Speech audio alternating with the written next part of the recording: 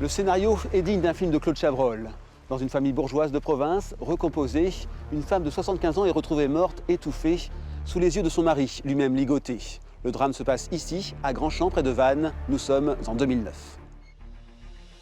Lorsque la famille Lecouviour arrive à la cour d'assises de Vannes en ce mois de mai 2012, la tension est palpable. Cela fait plus de 30 ans que la famille se déchire. À sa tête, il y a le patriarche, Eugène Lecouviour, 94 ans. Cet homme est un notable à l'ancienne, ex-maire de Pluvigné dans le Morbihan et entrepreneur avisé. Il a fait fortune à partir des années 60 dans le matériel médical. Il revendra sa société à l'américain Hill-Rom dans les années 90 pour 48 millions d'euros. D'un premier mariage, il a eu 3 enfants, Jean-Jacques, Catherine et Philippe. Au début des années 80, il se remarie avec Anne-Marie Dréano. Dès lors, une véritable guerre de l'héritage est déclarée. Les enfants souhaitaient non pas connaître exactement ce qui allait faire l'objet de l'héritage, mais souhaitaient avoir la gestion du patrimoine et du capital d'Eugène, capital issu de la vente de l'entreprise Lecouviour à des Américains, un bénéfice énorme, et surtout la gestion des comptes assurantiels qui sont extrêmement importants.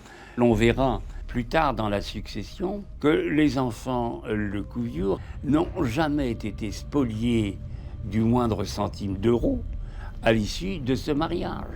C'est toute une construction intellectuelle de jalousie qui a été édifiée, montée par les 2 frères, Jean-Jacques et Philippe.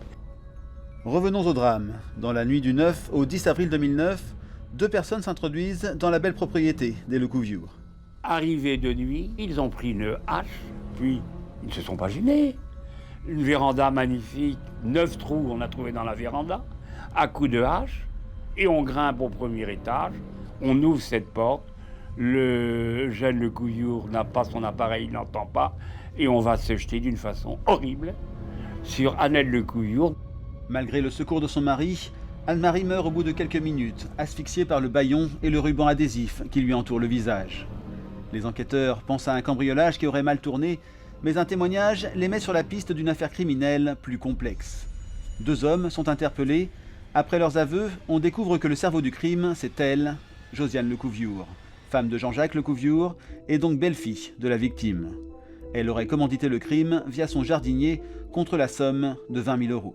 Elle a essayé, en définitive, de trouver une solution, certainement la mauvaise, pour tenter de récupérer des documents qui auraient pu permettre aux 3 enfants d'Eugène Lecouviour d'avoir une idée beaucoup plus précise de ce qu'il avait instauré sur le plan patrimonial avec sa nouvelle femme et de ce qu'il réservait, en l'occurrence, à ses enfants. Le procès s'ouvre donc en 2012, très médiatique. On connaît les coupables, on connaît le mobile. Reste à répondre à cette question: était-ce un meurtre prémédité ou un vol avec violence ayant entraîné la mort sans intention de la donner? Comment se fait-il que, alors que l'on savait depuis longtemps que les époux Lecouviour, Anne-Marie et Eugène étaient à Vence, dans les Alpes-Maritimes? Pourquoi?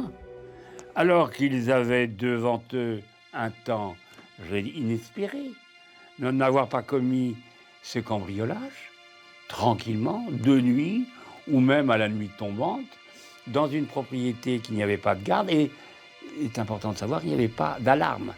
Ce que j'ai toujours dit à Josiane, ça aurait été plus simple si elle l'avait fait elle-même, incontestablement. Et d'ailleurs, je pense que rien ne serait arrivé à ce moment-là.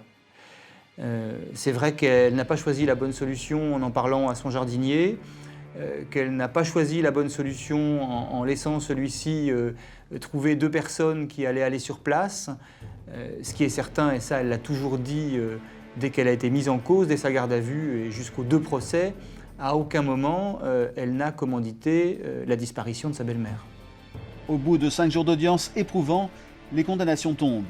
La préméditation n'est pas retenue, mais les peines sont lourdes.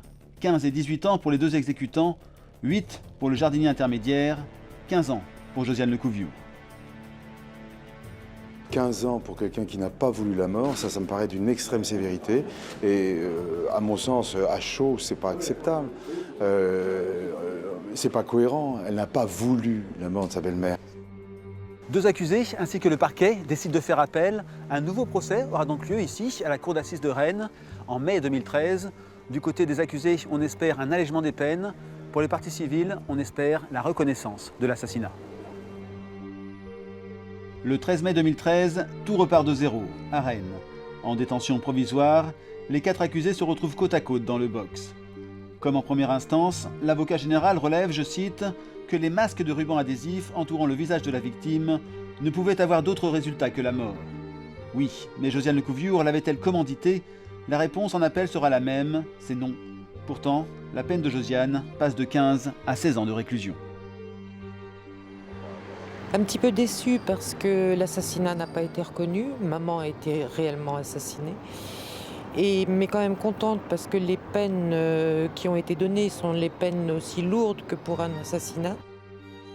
C'est à nouveau effectivement un coup de massue parce que on considère à l'époque, et je continue à le penser aujourd'hui, que cette peine est extrêmement sévère par rapport à la participation de Josiane dans cette affaire. Un fait nouveau quand même, le procureur relève l'obsession de l'argent des 2 fils d'Eugène Lecouviure, Jean-Jacques et Philippe, et pointe du doigt leur influence et leur responsabilité morale dans ce drame. La peine de sûreté de Josiane Lecouviure a été réduite à 8 ans. Incarcérée à la prison des femmes de Rennes, elle devrait donc sortir l'an prochain. Mais dans cette histoire, reste quand même une zone d'ombre sur le rôle joué par Jean-Jacques et Philippe, les 2 enfants d'Eugène Lecouviure.